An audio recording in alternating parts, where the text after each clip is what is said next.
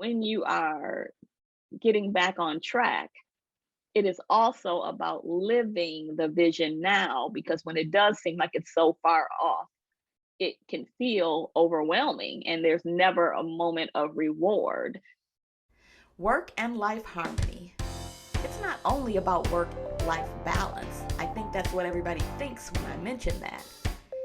It's part of it, but it's also about harmony within yourself, harmony in your career, and doing the things that you love. And then it's also about creating harmony in the workplace between coworkers and leaders being able to create harmony. And ultimately, it's about creating harmony that goes out into the world.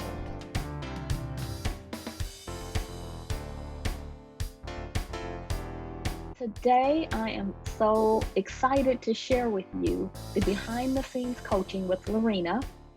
Lorena was on the first season. She took a work sabbatical for 1 year during the Great Resignation, and you have been watching her progress as she really commits to not only getting her job back in the teaching industry, but also to building her wellness business. And you get to see her big breakthrough. And we're going to be talking about all that it takes to get back on track. And that's today's topic: get back on track. Lorena, How are you? I'm Where's my, good. oh, there it is. Okay. Got it? Yep. Got it. Yay. Got it. Got it. This girl is on fire.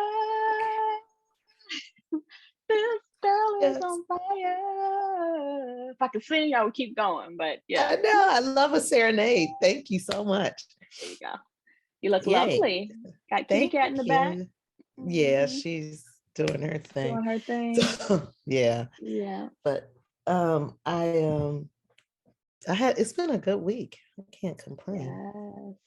Well, I think Yep. you get to usher in the topic of getting back on track. So you Okay. are, which you should be right ahead of everybody else, because we've been working together for the better part of 90 days. And so it makes sense. I thought that's what we would do today. Let's lock in the learning of everything that is taken to, in my opinion, you're getting back on track. So let's Okay. lock in the learning of what it took you to get back on track. Let's do the drum roll moments. The drum roll Woo. moment.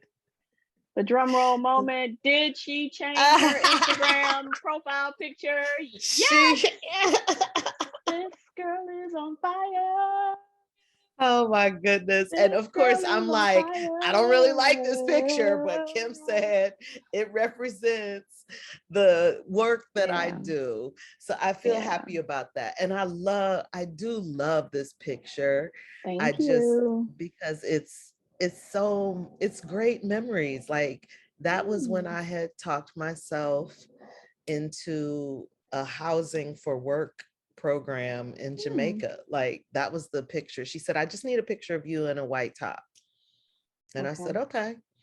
okay. But I wanted it to represent who people were getting as the yoga teacher. Just like really thinking about the pressure I've been putting on myself and like, what Mm. is it still a 4-year plan? Like, that's what I was asking myself. Because if it is, Mm. like, why are you feeling like you got to run to everything in perfection? Like, you can change the picture every day if you want to. Like, why are you having such a hard time Oh, with this picture? So, so I'm so very just proud of you. And let's lock that in. Typically, when you do go forward and you focus on something like that, you're failing forward. Really, we did marvelously, because all those things that you learned from the resistance that you were experiencing during that 90-day time period, we're just going to bring it into the next 90 days. Look at your journey of work sabbatical, being bold, then coming back, trying to get your life back on track regarding your life. Let's say you get figuring out, live day to day, right? Your day job, and making sure that you could survive and thrive. I think that the reason why you were able to, what's the word, metaphorically put your picture back up on your Instagram and really say, okay, because what you emailed me was saying that I'm going to start doing some retreats, right? And I know I want to do Right. that and some other things with the cob houses. And I hadn't heard that kind of tone, like this is what I'm going to do. Okay. And then sent me the PowerPoint presentation and things like that. So I think that it was because think about it, the hierarchy of needs established. I think that it's everything happens at the time that it's supposed to, because honestly, what got me thinking about it was, okay, work's almost over. I can spend some time doing stuff I want to do. So I started last week putting like my coloring book stuff together in the Google Drive and my yoga stuff together in the Google Drive. Good. And as I was doing that, because I'm like, okay, I'll really have time to pay attention to this soon.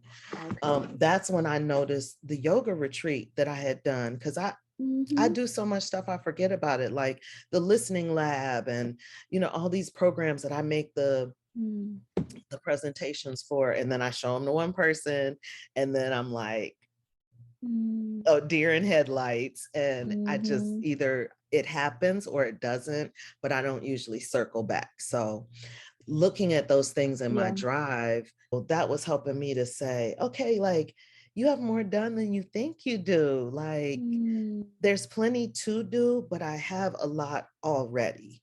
So yes.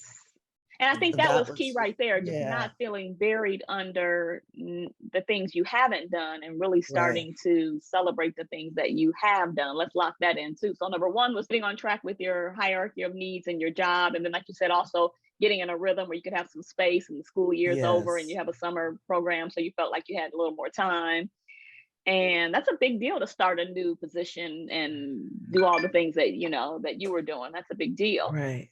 And then the second is that you looked at all the things that you actually have achieved. And it was like, whoa. I want to use my break for something more than just falling out from being exhausted from working. I said, this break is going to be purposeful. Like, I'm not going to spend it all doing spa days and Yeah. things that I do that I overdo. Okay, balance. Yeah, so I wanted to do that. So I knew, like, I'm meeting with my artist tomorrow for the coloring book. It's our last meeting. I'm on a timeline. Like this book has to roll out in a sequence that in my head builds what I'm going toward, which is audience. So I want to be able to gift the campers with the book at the end of the summer. That means it needs to print some. I need to see it.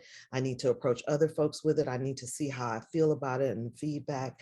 So I'm on a very clear timeline because I know that I want to finish so-and-so by the end of 2022.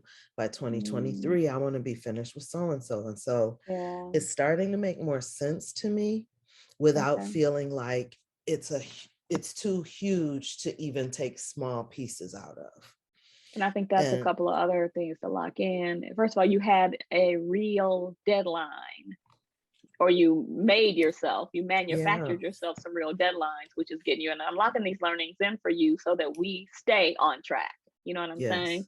So you need to constantly have that deadline for yourself, that by when of when you want to do certain things, the milestones, let's call it. You had your milestones. And then you said the bigger picture and then chunking it out. So so that's what you have, let's say, driving you towards it. If you think of that as your drivers to use some of the tools that we've been using. And so now what are the things that are barriers to meeting your objectives? Right now, I'm not feeling like there are any barriers because right now I want to focus on the coloring book, finishing the school year, and summer camp. Think about it. We talked about the fact that we were going to take this in 90-day chunks. And the reason why I think that's so important, I was reading, well, I know that it works for me and all my clients, but I was so inspired by Will Mancini. He's like a church consultant, it looks like. And no, before that, he was a pastor. And so what he was saying, though, was the simple power of a 90-day goal.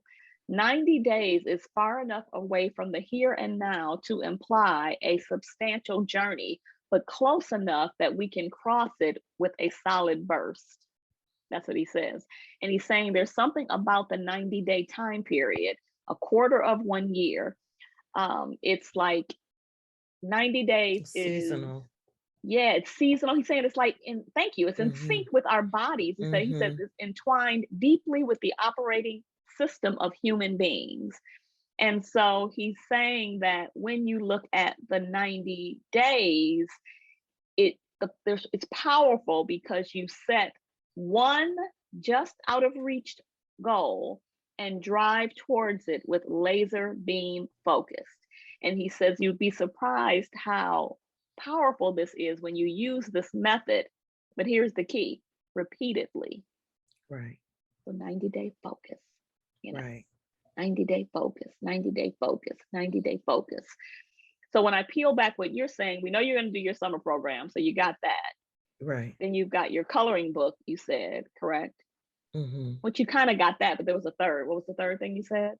Oh, the pictures, and not like stressing too much about my visual representations. Like, Yeah.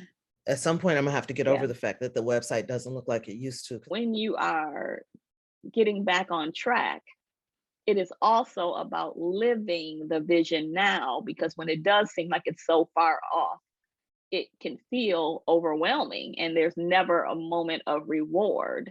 If you think about your brand and your focus on it as your brand is like a retreat. Because see, like when I come to your Instagram page and I see that picture, I go, like me and my daughter looked at it and we were like, oh, that's really a lovely picture by the water. You know what I mean? Okay.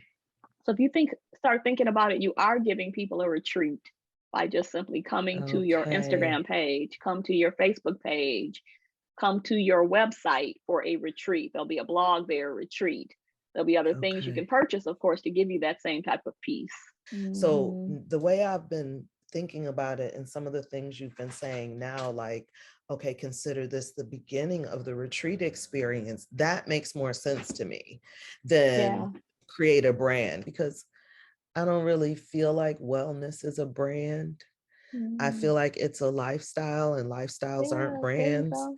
Let me send this to you Yeah, because I want to course correct. And once again, we had the brandologist. We had Cherie Collins on here, who is a right. brand stylist. So I'm going to speak. I couldn't let that go to say, because she would say everything is a brand. But let me Yeah. give you this definition from Wikipedia of Mhm. a lifestyle brand. And I can A send this to source you you as should well. not trust because it's too easily edited. Well, I'll go back and look at a different version, but I'm pretty sure this is pretty much it. But it says a Okay. lifestyle brand is a brand that attempts to embody the values, aspirations, interests, attitudes, or opinions of a group or a culture. Lifestyle brands seek to, and I think you'll like this part. Lifestyle brands seek to inspire, guide, and motivate people with the goal of making their products contribute to the definition of a consumer's way of life. So I think you've got uh some when you say you don't have barriers, that's why you have a coach. Right. Because you do have some barriers with how much should my face be the brand or not.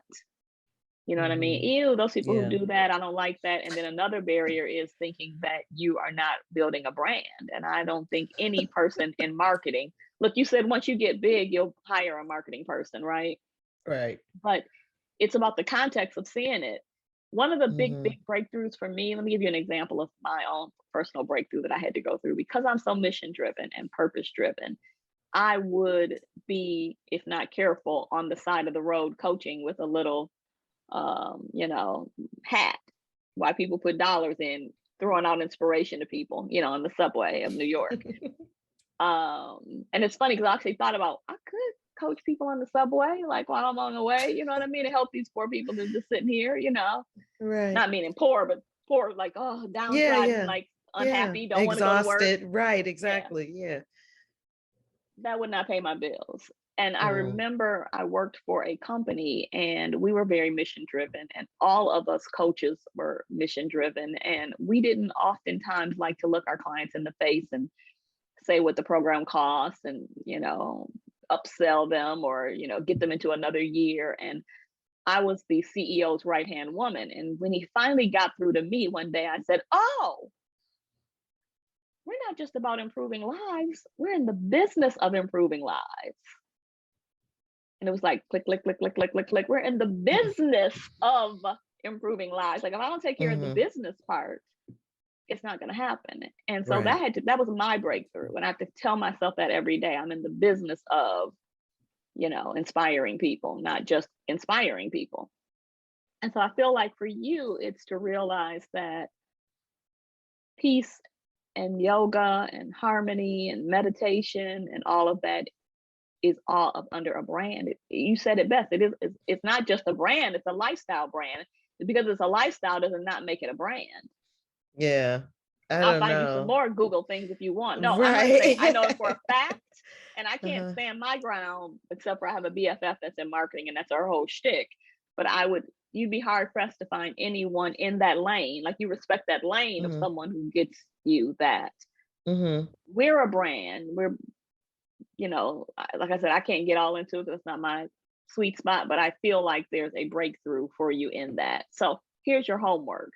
Your homework is to research Okay.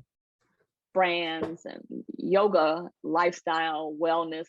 I'm going to do a spoiler alert. You are a brand. You are a brand and your business is a brand, but I need you to catch up to know that. Share back with me what the homework is. I'm going to make a poster with the 90 days explained. I think that it helps me to read things repetitively so that I'll put my goals on it. It'll be my 90-day vision board. I've already put down the hypothesis because I like that the word. spoiler alert may not be true. But the research question is wellness a brand? As we look at getting back on track, I'm sure there are goals that you have. There are passion projects that you have. There are dreams deferred, lifestyle changes that you want to make.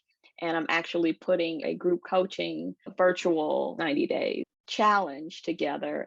Just realizing that every 90 days that you're going for your micro goal, you're learning and you're living and you're learning and you're living and you're learning. And then those same lessons can be taken into the next 90 days.